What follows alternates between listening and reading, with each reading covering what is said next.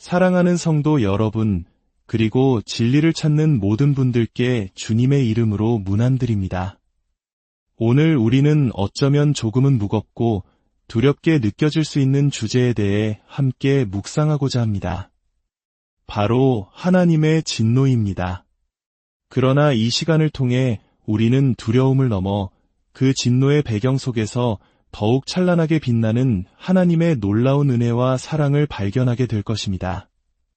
본격적인 말씀에 앞서 만약 이 묵상이 여러분의 마음에 울림을 준다면 구독과 공유를 통해 더 많은 영혼들이 하나님의 깊고 오묘한 사랑의 신비를 함께 나눌 수 있도록 도와주시길 바랍니다.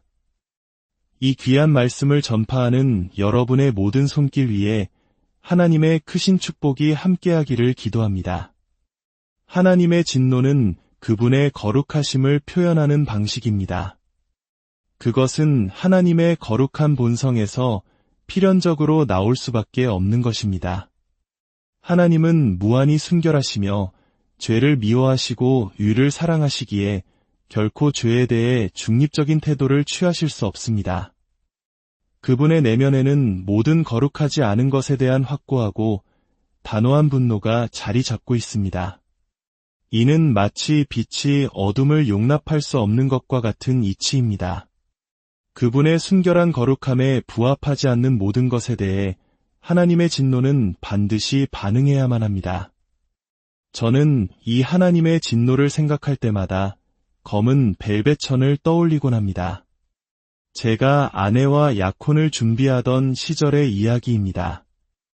저는 아내에게 줄 반지를 고르기 위해 시내의 한 고층 건물에 있는 보석상을 찾아갔습니다. 안으로 들어서자 보석상이 다이아몬드 하나를 꺼내 보여주었습니다. 제 눈에는 그저 평범해 보이는 1캐럿짜리 다이아몬드였습니다. 나쁘지는 않았지만 마음을 완전히 사로잡을 만큼 감동적이지는 않았죠. 바로 그때 보석상이 놀라운 일을 했습니다. 그는 검은 벨벳천 한 조각을 꺼내더니 그 다이아몬드 밑으로 조용히 밀어 넣었습니다. 그러자 믿을 수 없는 광경이 펼쳐졌습니다. 천장에 있던 수백 개의 조명이 마치 약속이라도 한 듯 그 다이아몬드 속으로 빨려 들어가는 것 같았습니다. 검은 벨벳이라는 어두운 배경 위에서 다이아몬드는 갑자기 마치 불이 붙은 것처럼 살아 숨쉬는 것처럼 타오르기 시작했습니다. 당장이라도 진열대 위로 튀어오를 듯 생생하게 빛났습니다. 무엇이 이런 차이를 만들어냈을까요? 그것은 바로 다이아몬드를 그토록 찬란하게 빛나게 해준 검은 벨벳 배경이었습니다. 우리 신앙의 여정에서도 마찬가지입니다. 바로 이 하나님의 진노라는 검은 벨벳 배경이 있을 때 우리는 비로소 하나님의 사랑과 자비, 그리고 은혜라는 다이아몬드가 얼마나 눈부시게 빛나는지를 깨닫게 됩니다. 우리가 그분의 사랑과 예지하심을 이 검은 벨벳천 위에 올려놓을 때 하나님의 사랑은 폭발적으로 터져나오며 찬란하게 빛납니다. 그리고 우리는 비로소 나 같은 죄인 살리신 그 은혜 놀라워라고 진심으로 찬양할 수 있게 됩니다. 왜냐하면 우리 같은 죄인들은 본래 지옥에 가야 마땅하고 심판을 받아야 마땅하기 때문입니다. 우리는 바로 이 검은 벨벳이 상징하는 진노를 받아야 할 존재들이었습니다. 그렇기에 하나님의 진노라는 주제는 우리가 받아야 할 것을 받지 않고 받을 자격이 없는 것을 선물로 받은 하나님의 은혜에 대해 진정으로 감사하고 감격하기 위해 반드시 필요한 과정입니다. 만약 누군가 저에게 이 끔찍한 소식, 즉 하나님의 진노 아래 우리가 놓여 있다는 사실을 알려주지 않은 채 그저 하나님이 당신을 사랑하십니다 라고만 말했다면 저는 아마 하품을 하며 그래서 뭐? 라고 반문했을지도 모릅니다. 하지만 당신이 저에게 당신은 저주 아래 있으며 죄인들 위에는 매일 매순간 하나님의 진노가 머물러 있습니다 라고 말해준다면, 그리고 나서 예수 그리스도의 복음이라는 기쁜 소식을 전해준다면 저는 정신이 번쩍 들 것입니다. 저는 더 이상 걷지 않고 십자가를 향해 달려갈 것입니다. 저를 구원하는 그분의 상처 속으로 저를 받아주시는 그분의 두 팔 안으로 필사적으로 피신할 것입니다. 이제 우리는 하나님의 진노에 대해 좀 더 깊이 탐구해 볼 것입니다. 이 과정은 집중을 요하며 때로는 강렬하게 느껴질 수 있지만 이는 하나님의 거룩하심을 이해하는 필수적인 부분이며 동시에 우리로 하여금 예수 그리스도의 은혜와 사랑, 그리고 자비를 더욱 소중히 여기게 만드는 과정이 될 것입니다. 성경에서 진노라는 단어는 매우 강력한 의미를 지닙니다. 뜨거워지다, 분노로 불타오르다는 뜻을 담고 있습니다. 이스라엘 백성이 금송아지를 숭배했을 때 하나님께서 그들을 향해 타오르는 맹렬한 분노를 표현할 때 이 단어가 사용되었습니다. 또한 맹수가 돌진하기 직전에 거칠게 콧김을 내뿜는 모습을 묘사하는 데 사용되기도 합니다. 그만큼 하나님의 진노는 격렬하며 한번 터져나오면 치명적인 힘을 가집니다. 하지만 여기서 우리가 반드시 기억해야 할 점이 있습니다. 인간은 분노할 때 자신을 통제하지 못하고 이성을 잃을 수 있지만 하나님은 결코 자신에 대한 통제력을 잃지 않으십니다. 그렇기에 그분의 진노는 더욱 두려운 것입니다. 그것은 충동적인 감정의 폭발이 아니라 철저히 계산되고 지극히 의로우며 거룩하고 필연적인 심판이기 때문입니다. 그렇다면 성경에 나타난 하나님의 진노에는 어떤 종류들이 있을까요? 첫째, 머무는 진노입니다. 지금 이 순간에도 회개하지 않는 죄인들 위에는 하나님의 진노가 머물고 있습니다. 로마서 1장 18절은 하나님의 진노가 불의로 진리를 막는 사람들의 모든 경건하지 않음과 불의에 대하여 하늘로부터 나타나나니 라고 말씀합니다. 이 진노는 마치 거대한 폭풍우 구름처럼 죄인들의 머리 위를 맴돌며 언제라도 쏟아질 준비를 하고 있습니다. 지금은 하나님의 자비라는 댐이 그 진노의 물줄기를 막고 있지만 그 댐 뒤의 강물은 시간이 갈수록 더욱 불어나고 수압은 점점 더 강해지고 있습니다. 마침내 그 자비의 댐이 무너지는 날 하나님의 진노는 쓰나미처럼 죄인들을 덮쳐 그들을 완전히 삼켜버릴 것입니다. 둘째, 재앙적 진노입니다. 인류 역사 속에서 하나님께서는 때때로 특정 시대나 집단 위에 무서운 심판을 내리심으로써 그분의 진노를 표현하셨습니다. 창세기 6장과 7장에 기록된 노아의 대홍수가 바로 그 예입니다. 하나님께서는 온 세상을 죄악의 홍수로 쓸어버리시고 오직 노아와 그의 가족만을 구원하셨습니다. 또한 소돔과 고모라에는 하늘에서 유황과 불을 비처럼 쏟아부으셨습니다. 상상해 보십시오. 하늘에서 불과 유황이 비오듯 쏟아져 내리는 끔찍한 광경을 말입니다. 셋째, 결과적 진노입니다.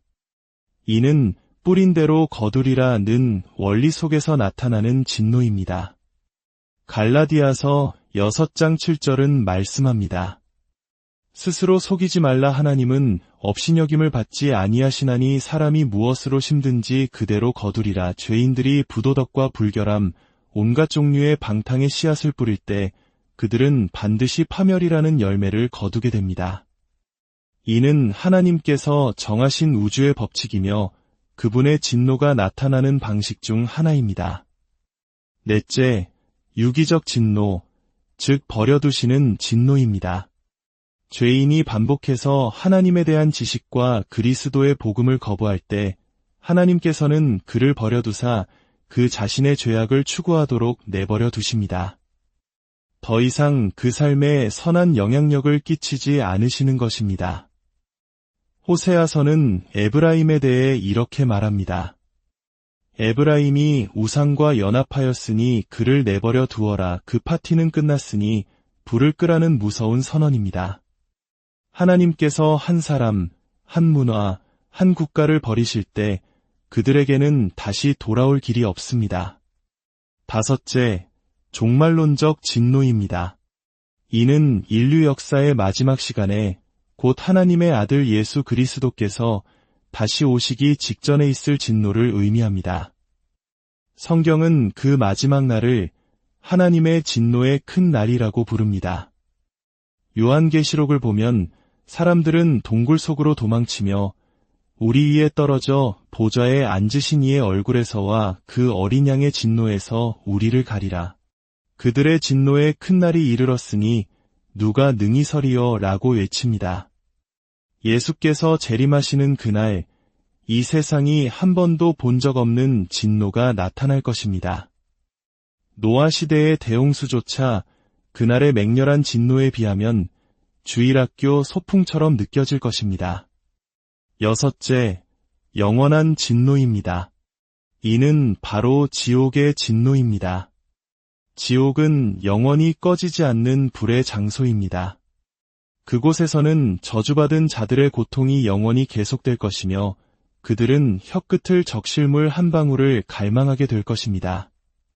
슬피 울며 이를 가는 고통만이 영원토록 계속될 것입니다.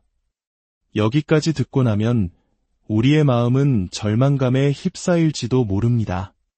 그러나 아직 끝나지 않았습니다. 이 모든 끔찍한 진노를 뛰어넘는 가장 중요하고 복된 진노가 하나 더 남아 있습니다. 바로 7번째, 구속의 진노입니다. 이 진노는 예수 그리스도께서 십자가 위에서 우리의 죄를 대신 짊어지셨을 때 우리를 위해 받으신 하나님의 진노입니다. 저와 여러분이 전능하신 하나님의 정죄와 진노를 결코 받지 않도록 하기 위해 그분께서 친히 그 모든 진노를 한 몸에 받으셨습니다. 수천 명의 사람들이 십자가에 못 박혔지만 오직 한 분, 예수 그리스도만이 그 십자가 위에서 하나님의 영원한 진노를 감당하셨습니다. 그 진노가 너무나도 컸기에 예수님께서는 나의 하나님, 어찌하여 나를 버리셨나이까? 라고 절규하셨습니다. 정오부터 오후 3시까지 온 우주에 어둠이 내리는 그 시간 동안 그분은 우리를 대신하여 저주받은 자의 고통을 겪으셨습니다. 모든 영혼은 지옥에서 저주를 받거나 그리스도 안에서 용서를 받거나 둘 중 하나의 운명을 맞이하게 됩니다. 우리 택함받은 자들을 향해 쏟아져야 했던 그 영원한 진노는 우리의 대표자이신 주 예수 그리스도께 대신 쏟아졌습니다. 그분께서 우리를 대신하여 고통받으셨기에 저와 여러분은 결코 저 불못에 들어가지 않게 된 것입니다. 이것이 바로 복음입니다. 하나님의 거룩한 진노라는 칠흑 같은 어둠의 벨벳이 있기에 우리를 향한 그분의 사랑과 은혜라는 다이아몬드는 이토록 눈부시게 빛나는 것입니다. 사랑하는 여러분, 이 진리를 마주하십시오. 그리고 그 진노로부터 우리를 구원하신 십자가로 달려가십시오. 우리를 위해 그 모든 진노를 감당하신 예수 그리스도 안에서 참된 평안과 구원을 찾으시기를 바랍니다. 거룩한 진노 앞에서 더욱 찬란하게 빛나는 하나님의 측량할 수 없는 사랑이 오늘 여러분의 삶에 가득하기를 주님의 이름으로 여러분을